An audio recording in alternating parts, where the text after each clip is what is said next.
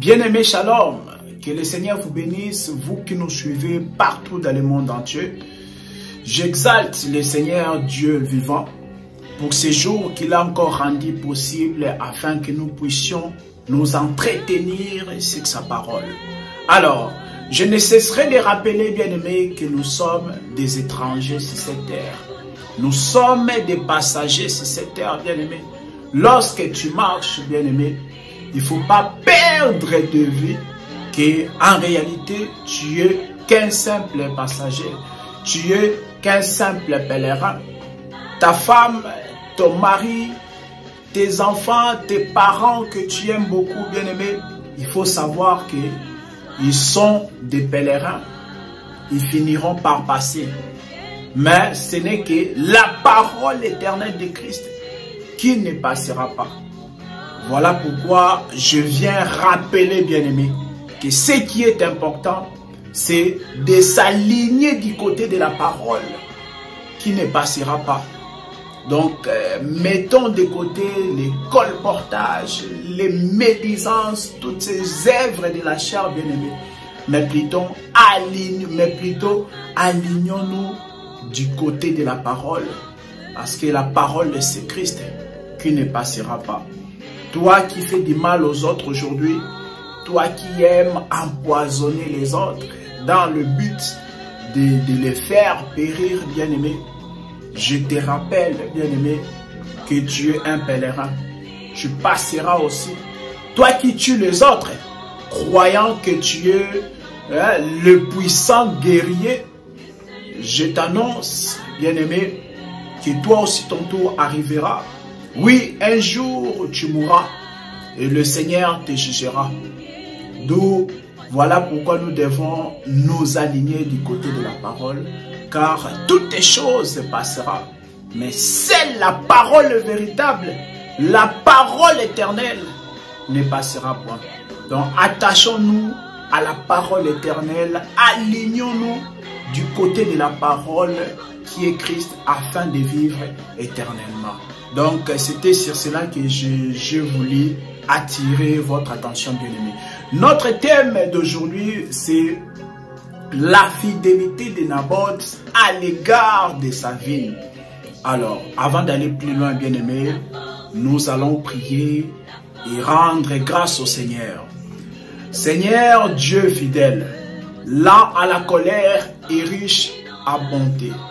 Merci Seigneur pour ces jours, pour ces temps que tu as encore rendu possible afin que je puisse me tenir devant ton peuple pour leur annoncer la bonne nouvelle. Oui, nous comptons que sur toi parce que tu nous as enseigné que ce n'est pas dire que nous sommes capables de concevoir quelque chose comme venant de nous-mêmes, mais au contraire, notre capacité vient de toi. Oui, notre capacité vient de toi, Seigneur. Assiste-nous en toutes choses durant ces moments, Seigneur. Pour la sainte gloire de ton nom, nous avons ainsi prié. Amen. Alors, notre thème, c'est la fidélité de Naboth à l'égard de sa ville. Nous avons puisé, bien-aimé, ce thème dans la parole de l'écriture de 1 Roi chapitre 21, le verset 1 jusqu'à 17. 1 Roi chapitre 21, le verset 1 jusqu'à 17. Où on nous raconte l'histoire de Naboth, bien-aimé. Qui était donc Naboth? Naboth, c'est un homme qui avait sa vigne. Et un jour, Akab, roi de Samarie, est venu vers Naboth pour solliciter la vigne de Naboth. Akab va donc à la rencontre de Naboth pour dire: Naboth, il faut que tu puisses me passer ta vigne parce que moi je vais faire un jardin de potager, donc j'ai besoin de ta vigne, tout ça. Et si même tu veux, moi je te donnerai une meilleure vigne. Ou même de l'argent si tu veux. Et Naboth va donc répondre à Akab, le roi, que que l'Éternel me garde de ne pas céder l'héritage de mes pères. Voyez, Akab vient demander la vigne de Naboth, et lui dit que je te donnerai de l'argent si tu me donnes, je te donnerai de l'argent à l'échange de ta vigne. Mais Naboth a donc refusé. Naboth a dit que l'Éternel me garde de te donner l'héritage de mes pères. Naboth a donc refusé, bien-aimé, de donner à Akab sa vigne. Alors, Akab va rentrer donc triste chez lui, bien-aimé. Je vous rappelle qu'Akab était le mari de Jézabel. Vous tous, vous connaissez Jézabel. Alors, Akab va rentrer donc très triste chez lui, au point même, il ne mange pas, voilà, il est couché sur son lit. Et Jézabel, sa femme, va lui poser la question, mais qu'est-ce qui se passe? Tu es si triste, au point même que tu n'as pas mangé. Alors, Akab va raconter à sa femme Jézabel ce qui s'était passé avec Naboth. Voilà, j'ai sollicité à Naboth de pouvoir acheter sa vigne, mais Naboth a refusé. Et Jézabel va donc dire à Akab, n'est-ce pas que c'est toi qui es le roi ici en Israël? Alors ne t'inquiète pas, je ferai tout pour que tu puisses avoir cette vigne-là de Naboth. Alors bien aimé, Jézabel va donc écrire les lettres au nom d'Akab. Il a publié le gène. Il a publié le gène. Il a écrit les lettres. Il a envoyé ça dans la ville de Naboth. Vous voyez? Il a écrit les lettres là aux magistrats. Voilà, aux hommes élevés en dignité dans la ville de Naboth. Il leur a écrit en disant que publiez un gène et mettez à la tête du peuple de Naboth. Et vous mettrez également des hommes qui témoigneront faussement contre Naboth. Que Naboth a maudit Dieu et a maudit le roi bien-aimé. Et cela s'est passé ainsi. Le gène a été publié. Et ensuite, ils ont mis deux méchants hommes. La Bible les appelle comme ça. Deux méchants hommes. C'est-à-dire que deux témoins qui ont témoigné faussement contre Naboth, que soi-disant Naboth a maudit Dieu et Naboth a également maudit le roi bien-aimé. Et pour cela, lorsque des témoins se sont présentés le jour-là pour déposer les fausses accusations contre Naboth, et ce qui s'est passé, c'est qu'on a tué Naboth hors de la ville. Naboth a été lapidé et donc Naboth était mort, bien aimé.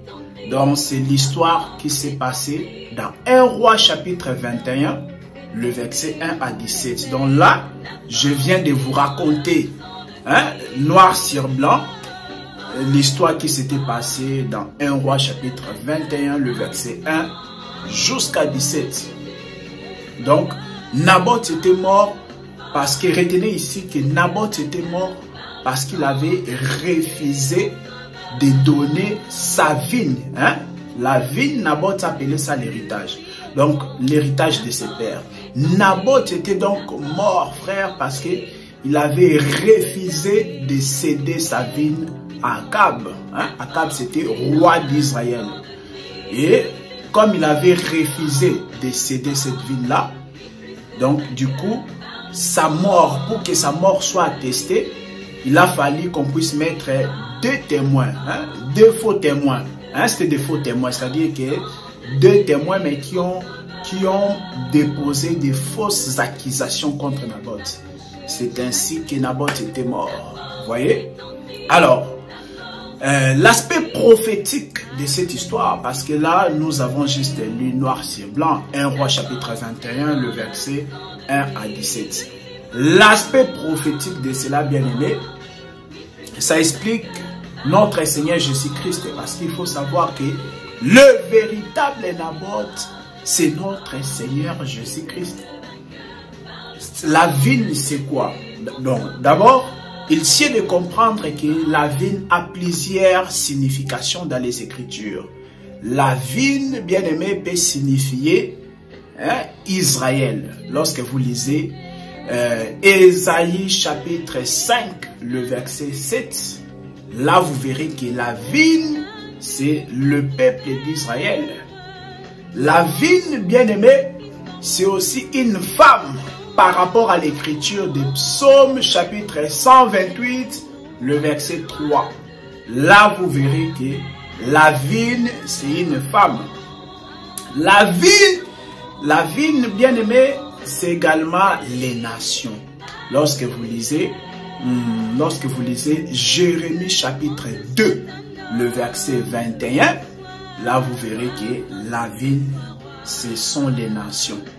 Donc, pour dire que la vigne a plusieurs significations dans les Écritures. Mais dans notre thème qui s'intitule la fidélité de Naboth à l'égard de sa vigne, nous allons voir étudier quelques vignes dont les Écritures en parlent. Donc, Naboth qui refuse de céder sa vigne à Akab, je vous rappelle qu'Akab c'était roi d'Israël, c'est écrit noir sur blanc. C'est bien notre Seigneur Jésus-Christ. Naboth, l'homme saint, c'est notre Seigneur Jésus-Christ qui avait refusé de donner sa vigne à Israël.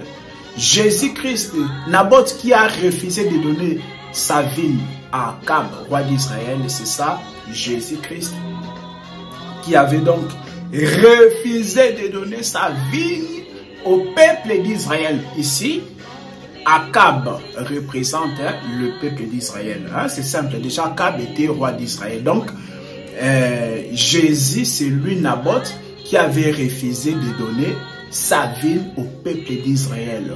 Or, c'est quoi cette vigne-là que Jésus avait refusé de donner au peuple d'Israël?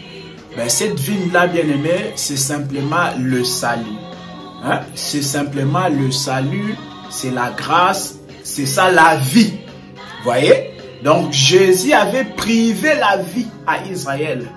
Oui, la vie éternelle. Parce que l'héritage dans les Écritures, la vigne dans les Écritures, c'est aussi l'héritage.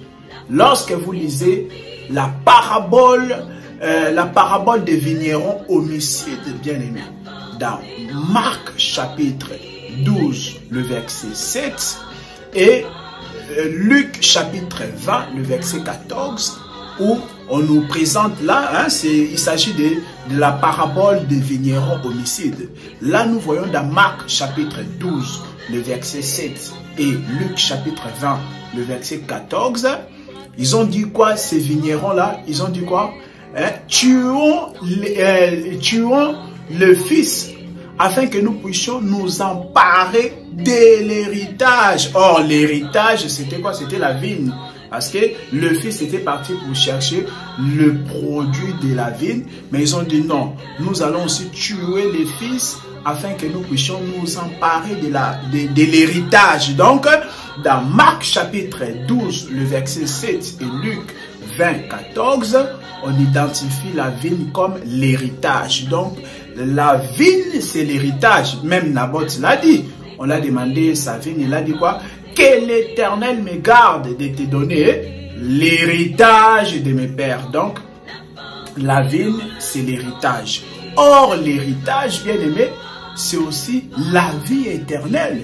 Oui, lorsque vous lisez 1 Pierre chapitre 1, le verset 4, et lorsque vous lisez aussi Colossiens chapitre 12 jusqu'au verset 14, vous allez comprendre, bien aimé, que l'héritage, bien aimé, l'héritage, c'est en réalité la vie éternelle. Donc, la vigne que Jésus-Christ a refusé de donner au peuple d'Israël, c'était bien donc l'héritage qui est la vie éternelle. Jésus avait refusé la vie au peuple d'Israël. Ce n'est pas qu'il n'avait pas la vie, il avait la vie. Jésus-Christ avait la vie, avait la sémence en lui, mais il a refusé de donner à Israël. C'est ça, Naboth, qui refuse de donner, de céder sa vigne au roi Akab. Jésus-Christ, lorsqu'il est venu, il avait la sémence. Vous voyez, il avait la grâce, il avait la vie en lui. Il avait la vie éternelle, qu'on appelle la vigne bien-aimée. Mais il a refusé de donner au peuple d'Israël. C'est lui, le véritable Onan bien-aimé. Vous voyez, le véritable Onan, le deuxième fils de Juda. La Bible nous montre que lorsque vous lisez Genèse chapitre 38, vous verrez bien aimé que le deuxième fils de Juda qui s'appelait Onan avait la sémence, mais il a refusé de le donner à Tamar. Donc c'est lui le véritable Onan qui avait la sémence, mais il a refusé de le donner à Tamar. C'était bien notre Seigneur Jésus-Christ lorsqu'il est venu. Il avait la sémence, mais il a refusé de le donner à Israël. C'est-à-dire, on a qui refuse de donner la sémence à Tamar. De même aussi, Joseph qui avait la sémence, mais il a refusé de le donner à qui? À la femme de Potiphar qui représente la maison d'Israël. Mais Joseph va accepter de donner cette sémence-là à Asnath, dont elle va engendrer maintenant des fils. Bon, on y reviendra un autre jour. Donc, je suis en train de montrer ici que Jésus-Christ avait la vigne, avait la vigne, bien-aimé, avait la vie éternelle, mais il a refusé de les donner à Israël, qui est Akab. Et pour cela, on va donc le faire périr. On va donc le tuer. Vous voyez? Donc c'était la même chose. Et avant de tuer Naboth, bien aimé, il fallait que deux témoins puissent témoigner faussement à l'égard de Naboth. Et nous avons vu cela aussi dans la vie de notre Seigneur Jésus-Christ. Lorsque vous prenez Matthieu chapitre 26, le verset 59. Alors, nous allons le prendre rapidement. Matthieu chapitre 56. Matthieu chapitre 56, le verset 59.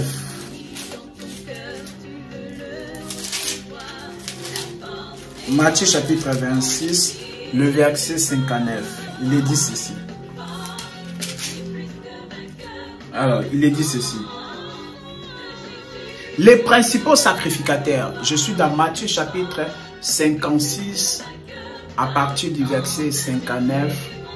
Matthieu chapitre 26, à partir du verset 59 à 61, pour montrer aussi les deux témoins, les deux faux témoins qui avaient témoigné faussement contre Jésus-Christ. Parce que dans l'ombre, nous avons vu des frères, quand je dis frères, c'est-à-dire des témoins qui avaient témoigné faussement ou qui avaient déposé des fausses accusations contre Naboth.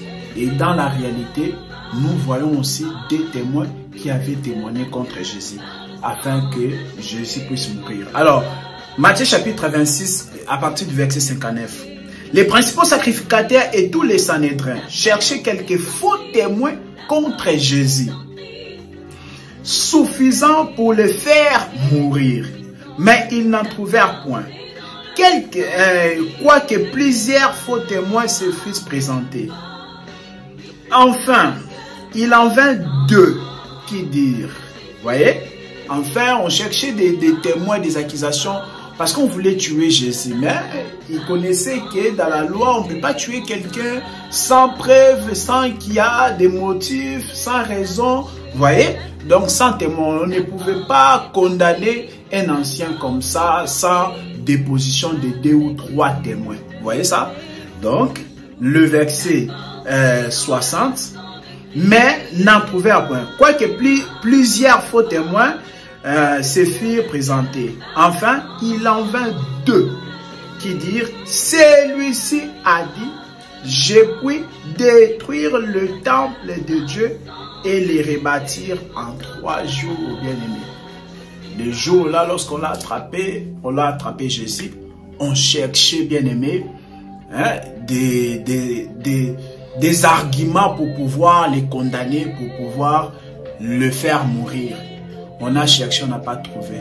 Mais il y a eu 2 personnes qui sont venues se présenter et dire que nous avons entendu qu'il avait dit, c'est-à-dire que Jésus avait dit qu'il va détruire les temples et les rebâtir.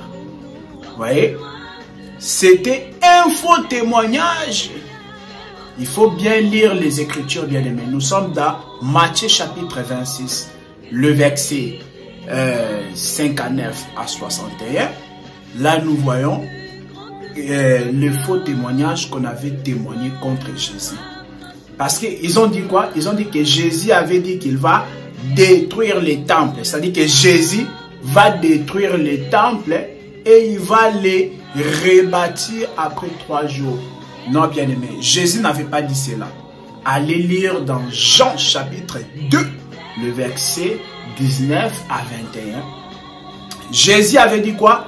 Détruisez les temples. C'est-à-dire que vous, et pas moi Jésus, non, vous détruisez les temples et je les rebâtirai. Cette précision-là est très importante, bien-aimé.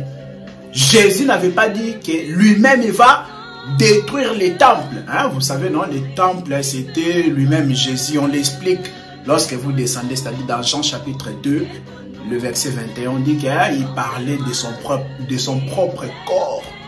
Vous voyez, qui est le véritable temple. Donc, ils ont fait dire à Jésus ce qu'il n'avait pas dit. Voilà pourquoi ils sont des faux témoins. Jésus avait dit, vous détruisez les temples et non moi. Vous voyez? Jésus avait dit, détruisez les temples et je les rebâtirai après 3 jours. Mais ils ont dit que Jésus avait dit que Jésus lui-même va détruire les temples et il les rebâtira ensuite 3 jours après. Donc voilà les faux témoignages. Bon, pourquoi c'est un faux témoignage? Parce que je vous ai dit que déjà, Jésus avait dit que c'est eux qui devaient détruire et c'était à Jésus de les rebâtir. Pourquoi, bien aimé? Cette précision-là, elle est très importante. Vous voyez? Lorsque vous lisez les Écritures, il faut vraiment faire très attention. De peur de ne pas faire à dire à l'Écriture ce qu'elle n'a pas dit. Vous voyez? C'est très important cette précision-là. Parce que si Jésus avait dit que je détruirai les temples et je les rebâtirai, ça fait de Jésus un suicidaire, bien aimé. Parce que le temple, c'était lui-même Jésus, son corps. Vous voyez? Un sauveur n'est pas un suicidaire. Jésus ne pouvait pas se suicider. Nous le voyons dans l'ombre, bien aimé. Lorsque vous lisez les livres de Jonas. Jonas chapitre 1, le verset 15. Jonas a dit quoi? Prenez-moi et puis jetez-moi dans l'eau. Jonas ne s'était pas jeté lui-même dans l'eau, bien aimé, dans la mer. Non, mais il a fallu que les gens puissent prendre Jonas et le jeter dans la mer. Vous voyez? Pourquoi? Parce que le sauveur, le rédempteur n'est pas un suicidaire, bien aimé. Vous voyez? Donc, dire que Jésus avait dit qu'il va détruire les temples, ça fait de lui un suicidaire. Alors que c'était les gens plutôt qui devaient les détruire. C'est-à-dire, c'était les gens qui étaient censés de lui faire périr, bien aimé. Donc, vous voyez. Donc, nous avons vu 2 témoins aussi, avant la mort de Jésus, qui ont témoigné faussement contre Jésus, qu'il avait dit qu'il détruira les temples. Or, Jésus n'avait jamais dit ça. Jésus avait dit, vous détruisez. Donc, cette précision-là est très importante. Voilà pourquoi j'ai quand même insisté là-dessus. Alors, vous allez constater, bien aimé, après que les 2 témoins-là vont déposer des fausses accusations, on va donc, Naboth va donc être lapidé hors de la ville. Et puis, qu'est-ce qui se passe? Naboth va mourir, bien aimé. Et dans la réalité aussi avec notre Seigneur Jésus-Christ, après que les deux témoins avaient déposé des fausses accusations, Jésus aussi, voilà, on l'a fait périr, bien aimé. Donc nous comprenons que la mort de Naboth était organisée donc par Akab et Jézabel, bien aimé. Akab représente Israël parce que Akab était roi d'Israël. Jézabel représente qui? Représente une nation parce que les nations aussi, les nations c'est-à-dire tous ceux qui sont en dehors d'Israël, tous les pays là qui ne sont pas des juifs, on les appelle, ils sont aussi des femmes dans la Bible. Pourquoi? Parce que c'est le pays d'Israël qui était l'homme. Vous voyez, comparé aux autres nations de la terre. Pourquoi ils étaient l'homme? Parce que c'était eux qui avaient la parole de Dieu. Lorsque vous lisez Psaume chapitre 147, le verset 19 à 20, le Seigneur nous montre il avait donné sa parole et ses ordonnances à la maison de Jacob, qui est Israël. Mais Dieu n'avait pas agi de même pour les nations. Vous voyez, lorsque vous lisez aussi Deutéronome chapitre 33, le verset 4, on dit que la loi était l'héritage de la maison de Jacob. Donc, pour dire qu'à l'époque, les nations étaient considérées comme des femmes. Pourquoi? Parce qu'elles n'avaient pas la parole de Dieu. Mais le pays d'Israël, les Juifs, c'était eux qui étaient les hommes. Pourquoi? Parce qu'ils avaient la parole qui est donc l'autorité, bien-aimée. Alors, donc, par là, nous avons compris que Akab, qui s'unit avec Jézabel pour tuer Naboth, c'était ça. Israël, qui c'était les Juifs, qui s'était unis avec Rome. Vous voyez, parce que les Romains ont participé aussi à la mort de notre Seigneur Jésus-Christ. Donc, c'était les Juifs qui s'étaient donc unis avec Rome, c'est-à-dire les Romains, pour faire périr notre Seigneur Jésus-Christ. Mais une chose, vous allez constater, bien aimé, une chose importante, c'est que après que Naboth était mort, nous avons vu les chiens venir lécher le sang de Naboth. Waouh! Donc, Naboth a refusé sa ville à Akab. Mais après sa mort, il y a les chiens qui sont venus lécher. Vous voyez? Donc cela, ce n'était que l'ombre des choses à venir, bien aimé. Parce que Jésus-Christ, qui est le véritable Naboth, lorsqu'il est mort, nous avons vu aussi les chiens venir lécher, boire son sang. Qui sont les chiens qui étaient venus boire le sang de notre Seigneur Jésus-Christ? C'est simplement les nations. Parce que les chiens, dans les Écritures, le chien, un chien, c'est un animal impur. Or, les nations aussi, nous étions autrefois considérés comme des animaux impurs. Pourquoi? Parce que celui qui n'a pas la parole de Dieu est considéré impur. Comment tu peux être considéré pur sans la parole de Dieu? Vous voyez? C'est pas possible. Donc, nous étions des animaux impurs. Un chien, c'est un animal impur. Donc, les chiens des animaux impurs qui prennent plaisir en léchant, en buvant le sang de Naboth, ne sont rien d'autre que les nations. Donc, ces chiens-là, ce sont les nations. Vous pouvez voir même dans Matthieu chapitre 15, le verset 27, où la femme cananéenne là a dit quoi? La femme syrophénicienne là a dit à Jésus, lorsque Jésus l'a dit qu'on ne donne pas la nourriture des enfants aux chiens. La femme là a répondu quoi? Oh Seigneur, oui, tu dis vrai. Mais les chiens mangent aussi les miettes qui tombent de la table de leur maître. Vous voyez, la nourriture qui était pour les enfants, c'était Jésus-Christ. Jésus-Christ, c'est lui la nourriture qui était pour les enfants c'est-à-dire Israël. Donc, tant que Jésus étaient encore vivants, ils n'étaient pas mangeables pour les chiens. Mais il fallait qu'on puisse les briser pour qu'ils deviennent miettes. Et en ce moment-là, les chiens pourraient maintenant bénéficier de cette nourriture. Voyez? Or, Jésus était mixé à la croix, bien-aimé.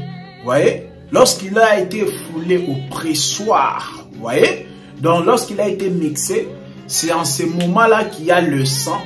Et maintenant, les chiens pourraient venir boire. Donc, c'était toute une prophétie. Donc, cette femme-là était animée de l'Esprit de Dieu.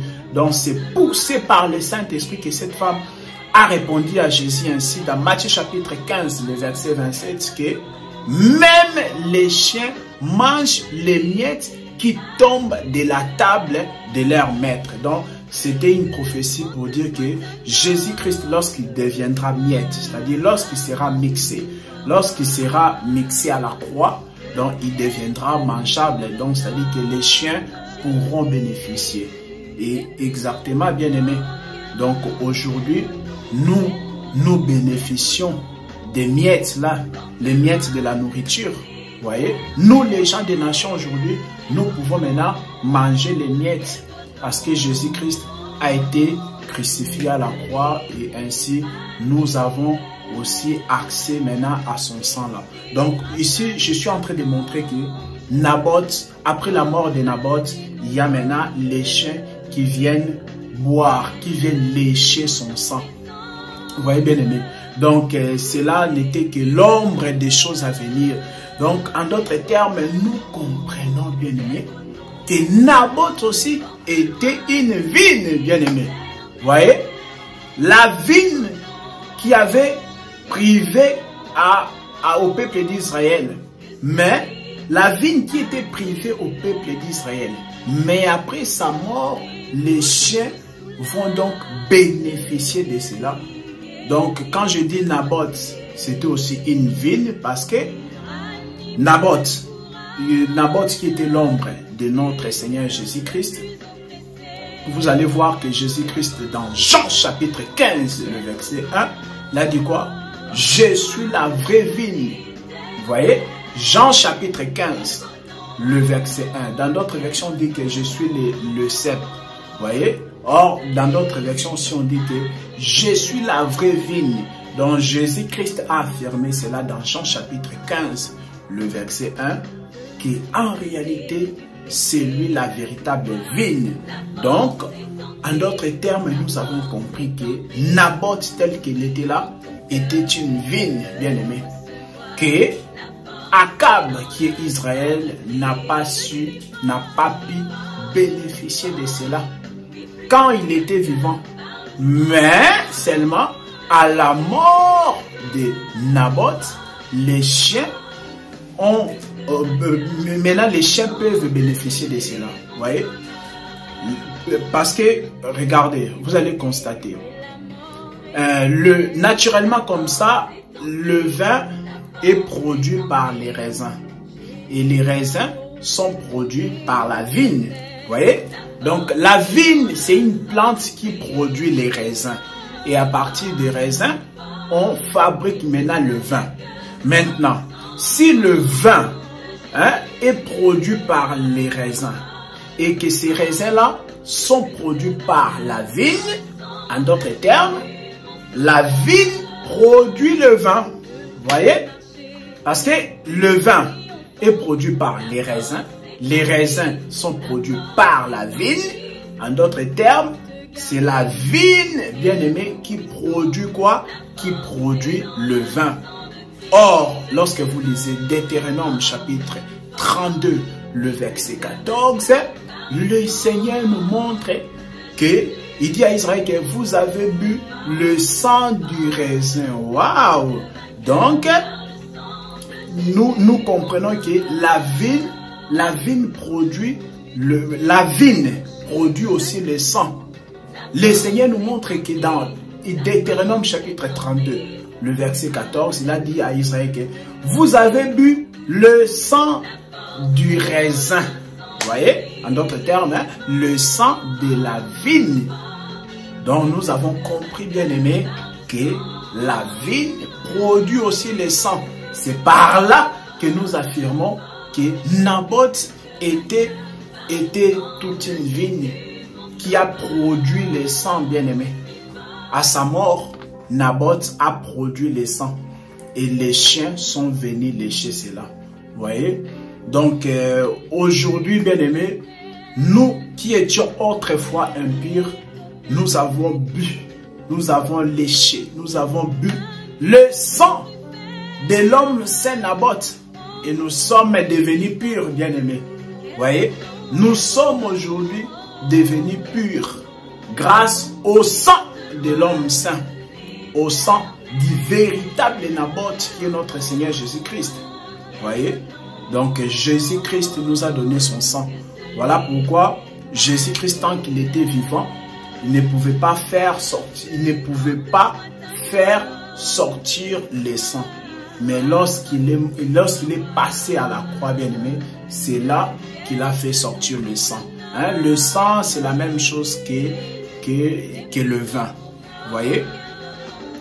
Jésus, qui est Naboth, a produit quoi? Après sa mort, a produit le sang. Or, la vigne, comme je vous ai dit, la vigne produit les raisins et ces raisins-là produisent ensuite le vin. Donc, la vigne produit aussi le vin, de même que Jésus ou Naboth avait produit le sang. Or, vous le savez, lorsque vous lisiez Matthieu chapitre 26, à partir du verset 26 à 29, Jésus a soulevé le vin, il a dit, voici ceci, hein, prenez ceci et mon sang. Donc Jésus avait identifié le vin au sang. Donc Jésus-Christ a défini le vin comme étant le sang. Donc il a dit quoi? Le sang de la nouvelle alliance qui est répandu pour plusieurs. Donc lorsque tu bois ce sang-là, bien-aimé, tu as la vie éternelle. Vous voyez? Donc nous aujourd'hui, nous avons bu le sang du véritable Naboth, bien-aimé, l'homme saint. C'est ainsi que nous sommes devenus purs. Pourquoi? Parce que je bus le sang du véritable Naboth. Et je suis pur. Et donc, j'ai la vie de Naboth en moi. Vous voyez? J'ai donc la nature de Naboth. Vous voyez? Parce qu'il ne faut pas oublier que notre thème, c'est la fidélité de Naboth à l'égard de sa vigne. Donc, ceux qui peuvent être fidèles à la vigne, donc ce sont des gens qui ont la nature de Naboth. Ce sont les gens qui ont bu, vous voyez, qui ont bu le sang du véritable Naboth, bien-aimé. Naboth était fidèle à sa vigne. C'est ici que nous voulons maintenant exhorter, bien-aimé. Naboth était fidèle à sa vigne, de même que le Seigneur Jésus-Christ aussi il est et il sera toujours fidèle, bien-aimé. Vous voyez, la parole dit même lorsque nous serons plus fidèles, mais l'Éternel lui demeurera toujours fidèle, bien-aimé. Lorsque Satan est venu les tenter dans Matthieu chapitre 4, à partir du verset 1 jusqu'à 11, vous allez constater que Jésus n'avait pas cédé, de même que Naboth n'avait pas cédé, bien-aimé. Jésus avait dit, il lui a dit quoi? Jésus a dit quoi à Satan? Tu ne tenteras pas l'Éternel ton Dieu. Vous voyez? Donc Jésus-Christ, face à la tentation, avait tenu bon. Vous voyez? Face à la tentation, Jésus avait tenu bon. L'Écriture même nous dit dans Hébreu que Jésus-Christ a été tenté en toutes choses. Jésus-Christ a été tenté en toutes choses. Toutes choses, c'est toutes choses, bien-aimées.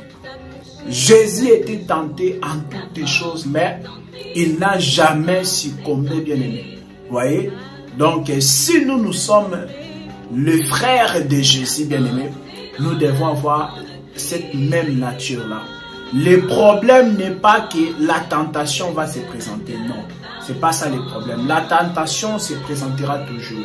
Vous voyez?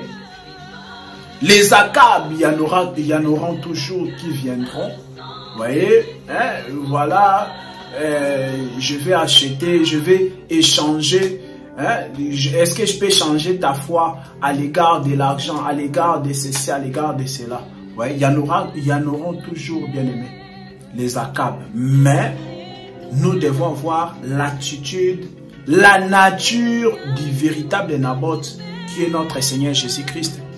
La fidélité à l'égard de la vigne. Je vous ai dit, bien aimé, que la vigne, bien aimé, c'est aussi Jésus-Christ. Jésus-Christ, c'est la parole. Hein?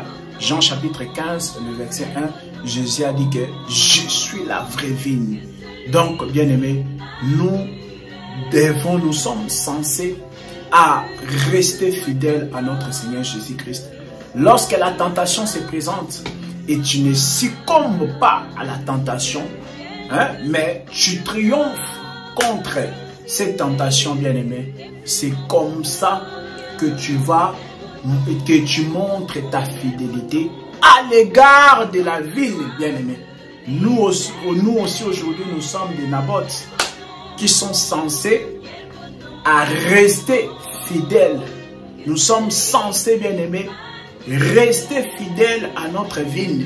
Notre vigne aujourd'hui, c'est Jésus-Christ. C'est Jésus-Christ, la parole, l'enseignement des apôtres qu'on nous a prêché, bien aimés. C'est ça la vigne que nous devons rester fidèles. Coûte que coûte, bien aimés. Que ce soit dans des moments difficiles, bien aimés, dans les tribulations, dans les persécutions, bien aimés, nous devons garder la vigne, bien aimés. Nous devons rester fidèles à la vigne, même si ça peut nous coûter la vie, bien aimés. Voyez? Tu préfères vivre, mais dans la compromission, bien aimé, ça ne vaut pas la peine. La vie, vivre sans le Seigneur Jésus-Christ, ce n'est qu'une vie de culpabilité, bien aimé. Voyez? Donc je préfère mourir avec le Seigneur Jésus-Christ que vivre dans la compromission, que vivre tout en reniant le Seigneur des gloires. Non, bien aimé. Donc nous sommes appelés à rester fidèles à notre vigne qui est le Seigneur Jésus-Christ. La vigne, c'est la parole de Dieu que nous sommes appelés à être fidèles. Vous voyez? Bien-aimé, toi qui me suis aujourd'hui, hier au début de ta foi, tu avais abandonné certaines choses. Tu avais abandonné la musique mondaine. Tu avais abandonné l'impudicité. Tu avais abandonné la masturbation. Tu avais abandonné les colportages, les médisances, bien-aimés. Mais aujourd'hui, ces choses sont en train de revenir petit à petit dans ta vie. Qu'est-ce qui se passe? Le Seigneur t'interpelle à travers ces messages, bien-aimés, que tu dois lui rester fidèle. Toi qui courais bien, qui t'a empêché pour t'arrêter? Qui t'a arrêté pour t'empêcher d'obéir à la vérité? Toi qui courais bien. Voyez, au début de ta foi, tu aimais beaucoup le Seigneur. Mais aujourd'hui, à cause des soucis du siècle présent, bien-aimé, à cause des richesses du siècle présent, aujourd'hui, tu es en train de lâcher petit à petit la parole du Seigneur. Les choses que autrefois tu n'acceptais pas, mais aujourd'hui, tu es en train de les tolérer. Aujourd'hui, tu vois que vivre dans l'impudicité, c'est normal. Alors qu'avant, il y a quelques mois, il y a quelques années, tu ne supportais pas cela. Tu étais fidèle à la vigne qui est le Seigneur Jésus-Christ. Mais aujourd'hui, bien-aimé, qu'est-ce qui se passe dans ta vie? Cher prédicateur, hier, tu prêchais contre la cupidité. Tu prêchais contre les pratiques impures. Mais aujourd'hui, tu es tombé dans ces choses. Aujourd'hui, maintenant, tu es tombé dans la cupidité. Qu'est-ce qui se passe, cher prédicateur? Le Seigneur t'interpelle par ce message que tu dois donc revenir à ton premier amour. Oui, bien-aimé. Revenez à votre premier amour. Le Seigneur vous attend, bien-aimé. Le Seigneur vous interpelle par ce message et vous appelle à la repentance. Autrefois, vous courez bien, bien-aimé, mais qui vous a arrêté pour vous empêcher d'obéir à la vérité? Voyez, cette influence ne vient pas de celui qui vous appelle. Cette influence ne vient pas du Seigneur. Cette influence ne vient pas du Seigneur des gloires. Donc le Seigneur vous appelle à la repentance, bien-aimé, au travers de ce message. Donc nous sommes censés rester fidèles, bien-aimé, à notre vigne qui est le Seigneur Jésus-Christ. Coûte que coûte, bien-aimé, nous devons rester fidèles à la vigne, bien-aimé. C'est ça, cette nature-là, c'est la nature que Daniel et ses 3 amis avaient. Vous voyez? Quand on a voulu leur jeter, quand on a voulu jeter les 3 amis de Daniel dans la fournaise ardente, qu'est-ce qu'ils ont dit? Ils ont dit que le Dieu que nous servons est capable de nous délivrer de cette fournaise ardente. Et ils ont encore dit, même si Dieu ne nous délivrera pas, même si Dieu ne nous délivrera pas de cette fournaise ardente, nous n'adorerons pas les faux dieux. Nous n'adorerons pas le fait étranger, le Dieu étranger. Nous n'adorerons pas cette statue que le roi a mis en place. Vous voyez? Donc, Shadrach, Meshach, Abednego avaient aussi la nature de Naboth, c'est-à-dire de résister même au roi quand il s'agit de ta foi. Vous voyez? Ils avaient cette capacité-là. Ils avaient ce courage-là. Vous voyez? Ils avaient cette force-là de dire non, même devant le roi. Parce que Akab a résisté devant le roi. Et plutôt Naboth avait résisté au roi Akab. Vous voyez? Et Akab n'avait pas pu du coup récupérer cette ville-là. Donc devant n'importe qui, bien-aimé, comme je vous ai dit, bien-aimé, donc nous sommes censés à rester fermes. La parole du Seigneur nous dit dans Daniel chapitre 11, le verset 32, que ceux du peuple qui connaîtront leur Dieu agiront avec fermeté, bien-aimé. C'est ça, Meshach, Abednego, Shadrach, vous voyez, connaissaient leur Dieu. Voilà pourquoi ils ont agi avec fermeté. Ils ont dit, même si Dieu ne nous délivrera pas, nous n'adorerons pas les faux dieux, bien-aimés. Vous voyez, donc en toutes circonstances, bien-aimés, nous devons garder la parole du Seigneur. Nous devons garder notre Seigneur Jésus-Christ qui est la vigne, bien-aimé. La vie sans Jésus-Christ ne vaut rien. La vie sans Jésus-Christ, ce n'est que les plaies et les grincements des dents. La vie sans le Seigneur Jésus-Christ n'est que la culpabilité, bien-aimé. Nous devons donc garder notre vie. C'est ça la nature de Naboth, bien-aimé. Donc, que le Seigneur vous bénisse. C'est sur cela que j'ai voulu partager avec vous sur le thème la fidélité de Naboth à l'égard de sa ville. Vous avez bien compris qui était Naboth. Il a fait face au roi. Il a résisté contre le roi Akab. Parce qu'Akab voulait prendre son héritage. Vous voyez? Et il a refusé cela. Et je vous ai expliqué que l'héritage, c'est notre Seigneur Jésus-Christ. La ville, c'est Jésus-Christ selon Jean chapitre 15, verset 1. Et l'héritage, c'est la vie éternelle. 1 Pierre chapitre 1, le verset 4. L'héritage, c'est la vie éternelle que nous sommes censés garder, bien-aimés. Partout, peu importe l'endroit où nous serons, nous sommes censés garder notre vie. Vous voyez? Nous sommes censés, bien-aimés, être fidèles. Nous sommes censés rester fidèle à notre dîme, à notre vie, peu importe l'endroit où nous serons bien-aimés. C'est ça donc la nature de Naboth. Et comme je vous ai montré que le véritable Naboth, c'est bien notre Seigneur Jésus-Christ. Donc si nous sommes les descendants du véritable Naboth bien-aimé, voyez, si nous sommes les successeurs du véritable Naboth qui est le Seigneur Jésus-Christ, nous devons avoir à nous cette force-là de dire non, voyez, à une chose qui n'est pas la parole du Seigneur. Lorsque quelqu'un veut t'amener vers le mal, tu dis non. Voyez? Même lorsque un prédicateur qui t'avait prêché la saine doctrine hier, il t'avait prêché la saine doctrine, mais aujourd'hui, il vient pour te faire avaler les hérésies. Tu dois avoir cette force-là de dire non, papa pasteur, non, cher prédicateur, je resterai attaché à la saine doctrine que tu m'avais enseigné hier. Voyez, parce que tu as compris que la saine doctrine, c'est ça l'héritage, c'est ça la vigne qu'on doit garder. Et on ne doit jamais l'échanger à l'échange de l'argent, donc on ne doit jamais l'échanger.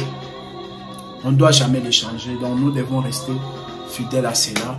Et pour terminer, bien-aimés, j'aimerais aussi exhorter contre les faux témoins. Vous voyez, là-bas, nous avons vu deux personnes qui ont accepté la compromission pour que Naboth puisse mourir. Ils ont témoigné faussement contre Naboth. Ils ont dit que Naboth a maudit Dieu et a maudit le roi. Naboth n'avait pas fait ça, bien-aimé. Vous voyez, donc ce sont les faux témoins. Les faux témoins. Je nous exhorte, bien-aimés, à ne pas être les faux témoins. Les faux témoins, ce sont des gens qui déposent des fausses accusations. Contre, tu n'aimes pas ton frère, tu n'aimes pas ta sœur, tu déposes des fausses accusations. Tu appelles un tel, tu appelles l'autre frère pour calomnier ton frère. Voyez, pour dire les choses qui sont fausses. Mais je mérite d'annoncer, bien aimé, que Proverbe chapitre 19, le verset 5, nous montre que le faux témoin ne restera pas impuni.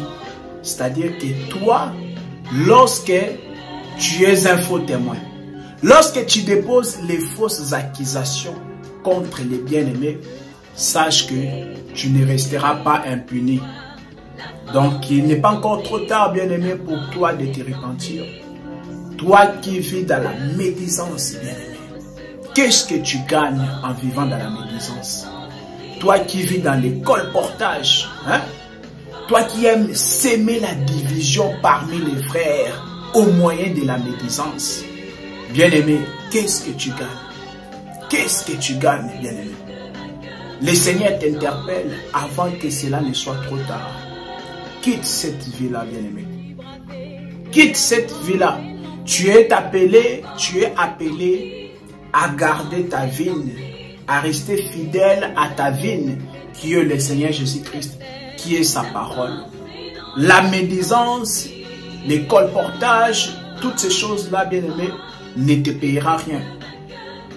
Ne te payera rien, bien-aimé, lorsque tu sèmes les divisions parmi les frères, au moyen de la médisance, tu déposes des fausses accusations à chaque fois. Proverbe chapitre 19, le verset 5, nous a instruit, bien-aimé, que le faux témoin ne restera pas impuni. Lorsque tu fais les fausses accusations contre les frères, contre les sœurs, sache que tu es un faux témoin. Et si tu ne te répands pas, bien-aimé, la colère de Dieu s'abattra sur toi. Et tu seras donc puni. Parce que Proverbe 19, 5 nous a dit que le faux témoin ne restera pas impuni. Donc il ne faut jamais accepter la compromission, bien-aimé, pour faire périr ton frère, pour faire périr ta sœur. Ne sois pas de ces gens-là. Ne sois pas parmi ceux qui médisent, hein, ceux qui répandent hein, des médisances, bien-aimé. Toi, ne sois pas dedans. Parce que tu seras considéré comme un faux témoin. Or, le faux témoin ne restera pas impuni, donc il sera donc puni. La colère de Dieu s'abattra sur toi. Que le Seigneur vous bénisse, bien-aimé. C'était bien votre frère Roland Kalonji. Et je vous dis à la prochaine fois. Donc, nous allons encore nous retrouver prochainement, bien-aimé, pour parler des autres thèmes. Que le Seigneur vous bénisse. Que le Seigneur vous comble, bien-aimé, vous comble richement dans son amour. Amen.